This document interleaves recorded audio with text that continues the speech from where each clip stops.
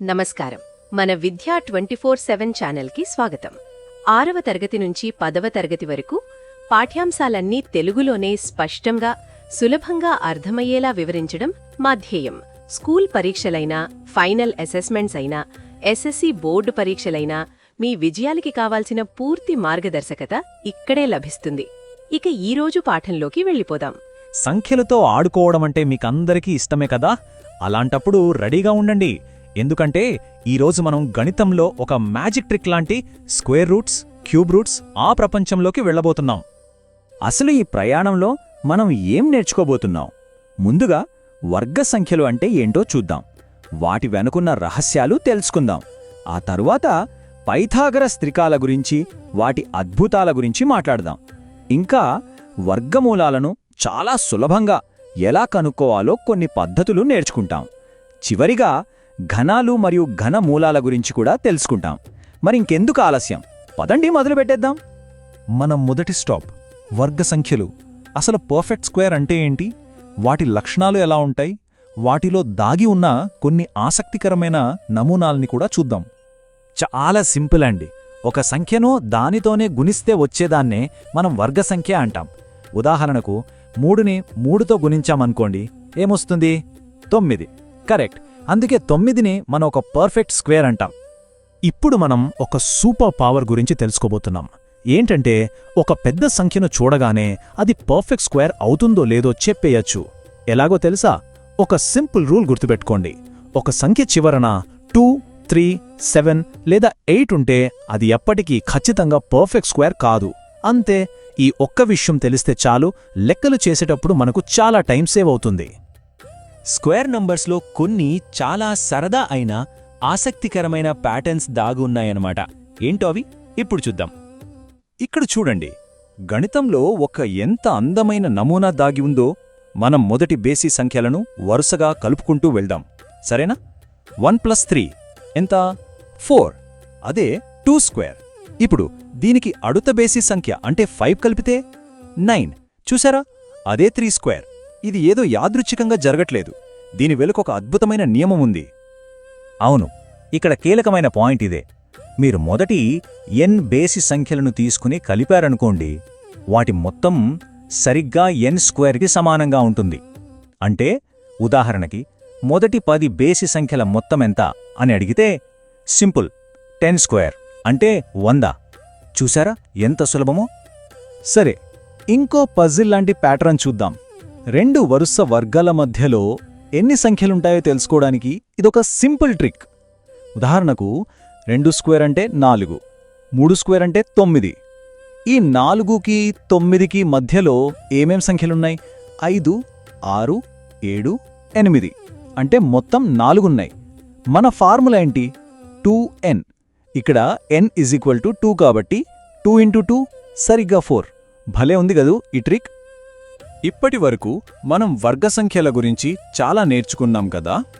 ఇప్పుడు ఈ జ్ఞానాన్ని ఉపయోగించి మనం జ్యామితిలో చాలా ముఖ్యమైన ఒక కాన్సెప్ట్, అదే పైథాగోరియన్ త్రికాల గురించి తెలుసుకుందాం. దాని తర్వాత మనం స్క్వేర్ రూట్స్ గురించి కూడా మాట్లాడుకుందాం. పైథాగోరియన్ ట్రిప్లెట్స్ వినడానికి పెద్దగా ఉన్న కాన్సెప్ట్ చాలా సింపుల్. a² + b² = c² అనే నియమాన్ని పాటించే ఏవైనా 3 సంఖ్యలనే మనం పైథాగోరియన్ ట్రిప్లెట్స్ అంటాం. వీటిని కనుక్కోవడానికి మన దగ్గర ఒక సీక్రెట్ ఫార్ములా కూడా ఉంది. అదే 2m m² - 1 m² + 1. అయితే ఒక కండిషన్, ఇక్కడ m విలువ 1 కన్నా ఎక్కువగా ఉండాలి. సరే, ఈ ఫార్ములా నిజంగా పనిచేస్తుందో లేదో ఒకసారి టెస్ట్ చేసి చూద్దామా? m = 3 అనుకుందాం. అప్పుడు 2m ఎంత అవుతుంది? 6. m² - 1 ఏమో 8. ఇక m² + 1 ఏమో 10. అంటే మనకు 6, 8, 10 అనే సంఖ్యలొచ్చాయి. ఇది నిజంగా పైథాగోరియన్ త్రికమేనా? చూద్దాం. 6² + 8² అంటే 36 + 64 మొత్తం 100. అది 10 స్క్వేర్కి సమానం. పర్ఫెక్ట్. ఓకే, ఇప్పుడు మీ వంతు. ఒక పైథాగోరియన్ ట్రిప్లెట్లో అన్నిటికన్నా చిన్న సంఖ్య 8 అయితే మిగతా 2 సంఖ్యలు ఏంటో కనుక్కోగలరా? మీకోసం ఒక చిన్న హింట్ కూడా ఉంది. 2mని 8కి సమానం చేయండి, అప్పుడు మీకు m విలువ వస్తుంది. ఆ తర్వాత దాన్ని ఫార్ములాలో పెడితే చాలు. ట్రై చేయండి. సరే, ఇప్పటిదాకా మనం ఒక సంఖ్యను స్క్వేర్ చేస్తూ ముందుకెళ్ళాం. ఇప్పుడు కొంచెం రివర్స్ గేర్ వేద్దాం. అదే స్క్వేర్ రూట్. చాలా సింపుల్. 9 రావాలంటే ఏ సంఖ్యను దానితోనే గుణించాలి? ఆలోచించండి. అవును, 3. కాబట్టి 9 యొక్క స్క్వేర్ రూట్ 3 అన్నమాట. ఓకే, స్క్వేర్ రూట్ అంటే ఏంటో మనకు ఇప్పుడు తెలిసింది. అయితే దాన్ని కనుక్కోవడం ఎలా? దానికోసం మన దగ్గర 1 కాదు, 2 కాదు, ఏకంగా 3 అద్భుతమైన పద్ధతులున్నాయి. అవేంటో ఇప్పుడు ఒక్కొక్కటిగా నేర్చుకుందాం. మీకు గుర్తుందా, ఇందాక మనం బేసి సంఖ్యలను కలుపుతూ వెళ్తే వర్గ సంఖ్యలు వచ్చాయి కదా? ఇప్పుడు అదే ట్రిక్ను మనం రివర్స్లో వాడబోతున్నాం. ఒక సంఖ్య నుండి వరుసగా బేసి సంఖ్యలను తీసివేస్తూ వెళ్ళాలి. ఎప్పటిదాకా? 0 వచ్చే వరకు. ఎన్ని స్టెప్స్లో 0 వస్తుందో అదే దాని వర్గమూలం. ఎలాగో చూద్దామా? ఉదాహరణకు 36 తీసుకుందాం. స్టెప్ 1 36 - 1 మనకు 35 వచ్చింది. స్టెప్ 2 35 - 3 అంటే 32. ఆ తర్వాత 5 తీసేద్దాం, 27. తర్వాత 7 తీసేద్దాం, 20. తర్వాత 9, 11. చివరిగా 11 తీసేస్తే 0 వచ్చేసింది. సో మనం మొత్తం ఎన్నిసార్లు తీసివేశాం? లెక్క పెట్టండి. 6 సార్లు. కాబట్టి 36 యొక్క స్క్వేర్ రూట్ 6. సింపుల్. సరే, ఈ తీసివేత పద్ధతి చిన్న సంఖ్యలకు బాగానే ఉంటుంది. కాని పెద్ద సంఖ్యలు వస్తే అప్పుడు మనకు ఒక పక్కా పద్ధతి కావాలి. అదే ఈ ప్రైమ్ ఫ్యాక్టరైజేషన్. దీనిలో ఏం చేస్తామంటే ఇచ్చిన సంఖ్యను దాని ప్రైమ్ ఫ్యాక్టర్స్గా విడగొట్టాలి. ఆ తర్వాత వాటిని జతలుగా చేసి ప్రతి జత నుండి ఒక్కో ఫ్యాక్టర్ని తీసుకుని గుణిస్తే చాలు. 729ని ఉదాహరణగా తీసుకుందాం. దాని ప్రైమ్ ఫ్యాక్టర్స్ చూస్తే మనకు 3 3 and 3 జతలు వచ్చాయి. ఇప్పుడేం చెయ్యాలి? ప్రతి జత నుండి ఒక్కో 3ని బయటకి తీయాలి. అంటే 3 × 3 × 3 మొత్తం ఎంత? 27. చూసారా ఎంత సులభంగా సమాధానం వచ్చేసిందో? ఇక చాలా చాలా పెద్ద సంఖ్యలు లేదా పర్ఫెక్ట్ స్క్వేర్స్ కాని సంఖ్యలు వస్తే అప్పుడు మన దగ్గరున్న అస్సలైన బ్రహ్మాస్త్రం లాంగ్ డివిజన్ పద్ధతి. ఇది మొదటిసారి చూడటానికి కొంచెం కష్టంగా అనిపించొచ్చు, కాని ఒక్కసారి స్టెప్స్ అర్థమైతే చాలు, చాలా సులభం. ఒక ఉదాహరణతో దీన్ని వివరంగా చూద్దాం. సరే, 484 యొక్క స్క్వేర్ రూట్ కనుక్కుందాం. మొదటి స్టెప్, కుడివైపు నుండి 2 అంకెలను జతలుగా విడగొట్టాలి. అంటే 84 ఒక జత అవుతుంది, 4 ఒంటరిగా మిగిలిపోతుంది.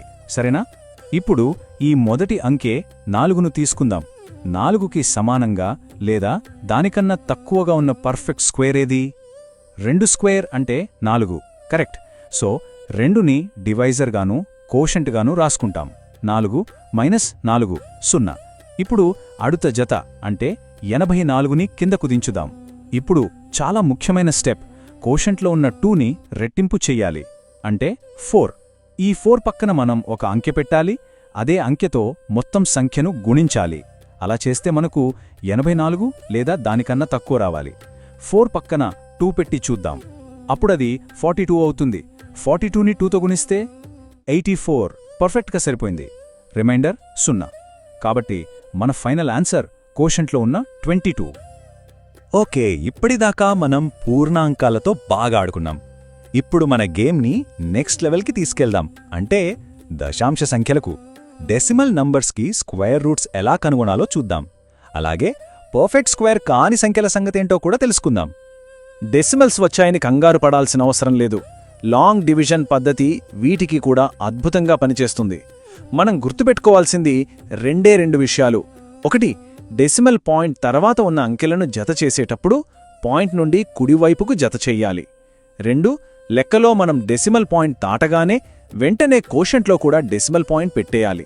అంతే, మిగతా ప్రాసెస్ అంతా సేమ్. అయితే ఒక ప్రశ్న, అన్ని సంఖ్యలు 36, 49 లాగా పర్ఫెక్ట్ స్క్వేర్స్ కావు కదా? మరి ఉదాహరణకు 247 లాంటి సంఖ్యకు స్క్వేర్ రూట్ కనుక్కోవాలంటే పరిస్థితి ఏంటి?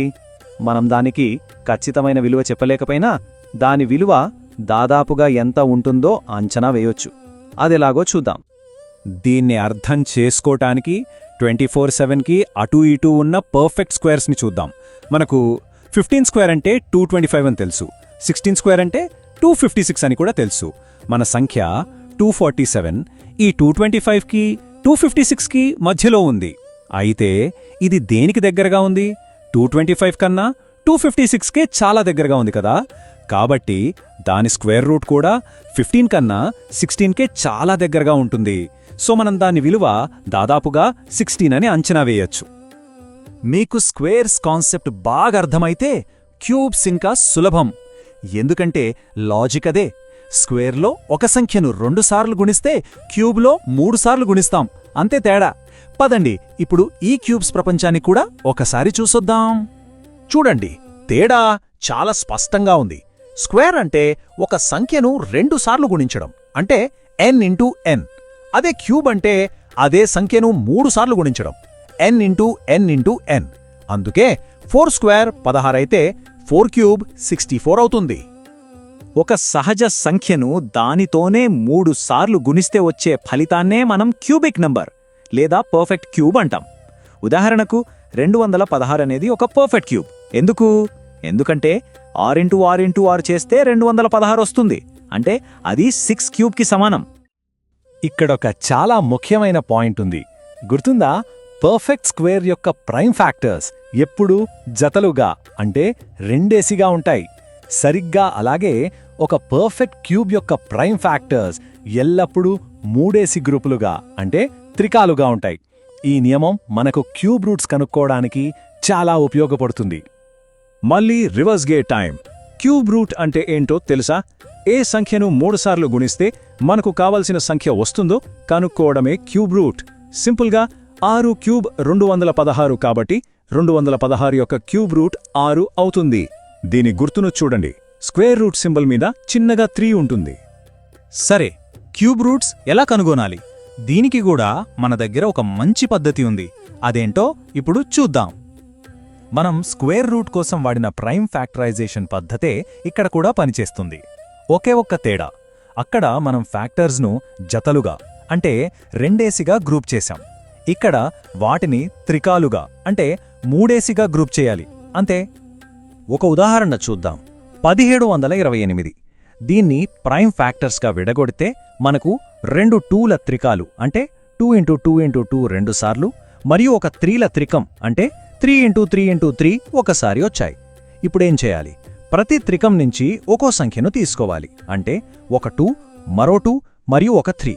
వీటిని గుణిస్తే 2 ఇంటూ 2 ఇంటూ 3 సమాధానం 12, అంతే. 1728 యొక్క క్యూబ్ రూట్ 12. ఓకే, ఇప్పుడు మీకో చిన్న ప్రాక్టీస్ క్వశ్చన్. 512 యొక్క క్యూబ్ రూట్ను ఇదే ప్రైమ్ ఫ్యాక్టరైజేషన్ పద్ధతిని ఉపయోగించి కనుగొనండి. ప్రయత్నించి చూడండి. చాలా పెద్ద సంఖ్యలు వచ్చినప్పుడు వాటి క్యూబ్ రూట్ను అంచనా వెయ్యడానికి ఒక అద్భుతమైన షార్ట్కట్ ఉంది. ఏం చేయాలంటే సంఖ్యను కుడివైపు నుండి 3 అంకెల గ్రూపులుగా విడగొట్టండి. ఇప్పుడు మొదటి గ్రూప్ యొక్క చివరి అంకెలు చూడండి. దాన్ని బట్టి మనం క్యూబ్ రూట్ యొక్క చివరి అంకెను చెప్పేయొచ్చు. ఉదాహరణకు సంఖ్య 7తో ముగిస్తే దాని క్యూబ్ రూట్ ఖచ్చితంగా 3తో ముగుస్తుంది. అలాగే మొదటి గ్రూప్ విలువను బట్టి క్యూబ్ రూట్ యొక్క మొదటి అంకెను కూడా అంచనా వేయవచ్చు. ఇది చాలా ఫాస్ట్ మెథడ్. సరే, ఈ అధ్యాయంలో మనం చాలా విషయాలు నేర్చుకున్నాం. ఒకసారి వాటన్నింటినీ క్విక్గా గుర్తు చేసుకుందామా? ఈరోజు మనం కేవలం ఒక పాఠం నేర్చుకోలేదు, గణితంలో కొన్ని కొత్త శక్తులను సంపాదించుకున్నాం. స్క్వేర్ మరియు క్యూబ్ నంబర్స్ లక్షణాలను గుర్తించడం నేర్చుకున్నాం. స్క్వేర్స్లో ఉన్న సరదా ప్యాటర్న్స్ను చూసాం. పైథాగోరియన్ త్రికాలను ఎలా కనుక్కోవాలో తెలుసుకున్నాం. అంతేకాదు, స్క్వేర్ రూట్స్ కనుక్కోవడానికి 3 పద్ధతులు, క్యూబ్ రూట్స్ కనుక్కోవడానికి 1 పద్ధతి. ఇలా చాలా విషయాలు ఇప్పుడు మనకు తెలుసు. గణితమంటే భయం కాదు, అదొక ఆట. సాధన చేస్తేనే అది మనకు బాగా వస్తుంది.